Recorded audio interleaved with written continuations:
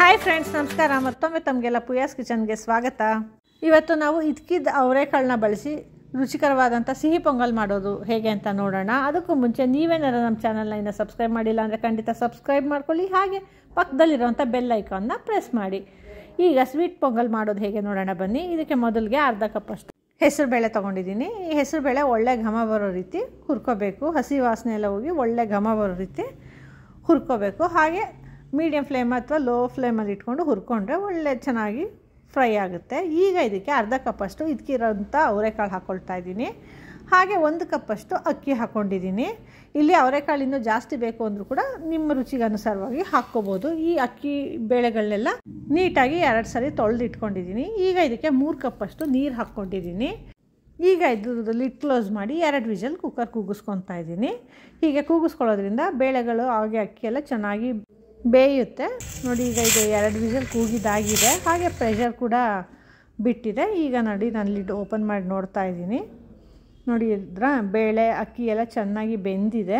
ಈ ರೀತಿ ಒಂದು ಸರಿ ಕೈ ಆಡಿಸ್ಕೊಂಡು ನಂತರ ಇದಕ್ಕೆ ಒಂದು ಪಾತ್ರೆಯಲ್ಲಿ 1 ಕಪ್ಪಷ್ಟು ಬೆಲ್ಲ ಹಾಕ್ಕೊಂಡಿದ್ದೀನಿ. ಹಾಗೆ ಇದು ಬೆಲ್ಲ ಕರಗೋದಕ್ಕೆ ಅರ್ಧ ಕಪ್ಪಷ್ಟು ನೀರು ಹಾಕ್ಕೊತಾ ಇದ್ದೀನಿ. ಇಲ್ಲಿ ನೀರು ಜಾಸ್ತಿ ಹಾಕ್ಕೊಂಡ್ರೇನೂ ಪರವಾಗಿಲ್ಲ, ಯಾಕಂದರೆ ನಾವು ಪೊಂಗಲ್ನ ಸ್ವಲ್ಪ ತೆಳುವಾಗೆ ಮಾಡ್ಕೊತೀವಲ್ವ. ಹಾಗಾಗಿ ಈಗ ಈ ಬೆಲ್ಲ ಎಲ್ಲ ಚೆನ್ನಾಗಿ ಸಂಪೂರ್ಣವಾಗಿ ಕರಗಬೇಕು. ಯಾಕಂದರೆ ಬೆಲ್ಲದಲ್ಲಿರೋಂಥ ಕಸ ಎಲ್ಲ ತಕ್ಕೋಬೇಕಲ್ವ, ಅದಕ್ಕೋಸ್ಕರ. ಈಗ ನೋಡಿ, ಇದು ಕರಗಿದೆ. ಈಗ ಇದನ್ನು ಡೈರೆಕ್ಟಾಗಿ ಅಕ್ಕಿ ಮತ್ತು ಹೆಸರುಬೇಳೆ ಎಲ್ಲ ಬೇಯಿಸ್ಕೊಂಡಿದ್ದೀವಲ್ಲ, ಅದಕ್ಕೆ ಸೋಸ್ಕೊತಾ ಇದ್ದೀನಿ. ಹೀಗೆ ಸೋಸ್ಕೊಂಡು ನಂತರ ಅದೇ ಪಾತ್ರೆಗೆ ಇನ್ನು ಸ್ವಲ್ಪ ನೀರು ಹಾಕ್ಕೊಂಡು ಆ ನೀರನ್ನ ಕೂಡ ಇದಕ್ಕೆ ಸೇರಿಸ್ಕೊತಾ ಇದ್ದೀನಿ. ಹಾಗೆಯೇ ಇದ್ರ ಜೊತೆಗೆ ಅರ್ಧ ಕಪ್ಪಷ್ಟು ಹಾಲನ್ನ ಕೂಡ ಹಾಕ್ಕೊಂಡಿದ್ದೀನಿ. ಇಲ್ಲಿ ಹಾಲನ್ನ ನಾನು ಕಾಯಿಸಿ ತಣ್ಣಗಾಗಿರೋಂಥ ಹಾಲು ಹಾಕ್ಕೊಂಡಿದ್ದೀನಿ. ಬಿಸಿ ಹಾಲು ಕೂಡ ಹಾಕ್ಕೋಬೋದು. ಆದಷ್ಟು ಕೆನೆ ಭರಿತವಾಗಿರೋಂಥ ಗಟ್ಟಿ ಹಾಲು ಹಾಕ್ಕೊಂಡ್ರೆ ಈ ಪೊಂಗಲ್ ಟೇಸ್ಟು ತುಂಬ ಚೆನ್ನಾಗಿ ಬರುತ್ತೆ. ಹಾಗೆ ಇಲ್ಲಿ ನೋಡಿ, ಇದು ಸ್ವಲ್ಪ ಗಟ್ಟಿ ಇದೆ ಅನ್ನಿಸ್ತಾ ಇದೆ. ಹಾಗಾಗಿ ಸ್ವಲ್ಪ ನೀರು ಹಾಕ್ಕೊಂಡು ಕನ್ಸಿಸ್ಟೆನ್ಸಿನ ಅಡ್ಜಸ್ಟ್ ಮಾಡ್ಕೊತಾ ಇದ್ದೀನಿ. ಹೀಗೆ ತೆಳುವಾಗಿ ಬೇಕು ಅಂದರೆ ಇದು ಸ್ವಲ್ಪ ಜಾಸ್ತಿ ನೀರು ಹಾಕ್ಕೋಬೋದು, ಅಥವಾ ಗಟ್ಟಿಯಾಗಿ ಬೇಕು ಅಂದರೆ ಸ್ವಲ್ಪ ನೀರು ಹಾಕ್ಕೊಂಡು ನಮ್ಗೆ ಯಾವ ಕನ್ಸಿಸ್ಟೆನ್ಸಿ ಬೇಕೋ ಆ ಕನ್ಸಿಸ್ಟೆನ್ಸಿಗೆ ಅಡ್ಜಸ್ಟ್ ಮಾಡ್ಕೋಬೋದು.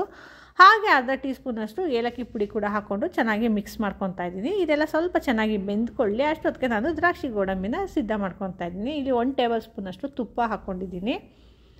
ಇದಕ್ಕೆ 1 ಟೇಬಲ್ ಸ್ಪೂನಷ್ಟು ಗೋಡಂಬಿ ಹಾಕ್ಕೊಂಡಿದ್ದೀನಿ. ಮೊದಲಿಗೆ ಸ್ವಲ್ಪ ಇದು ಹೊಂಬಣ್ಣ ಬಂದ ನಂತರ ಇದಕ್ಕೆ 1 ಟೇಬಲ್ ಸ್ಪೂನಷ್ಟು ದ್ರಾಕ್ಷಿ ಹಾಕ್ಕೊಂಡು ಅದನ್ನ ಕೂಡ ಚೆನ್ನಾಗಿ ಫ್ರೈ ಮಾಡ್ಕೊತಾ ಇದ್ದೀನಿ.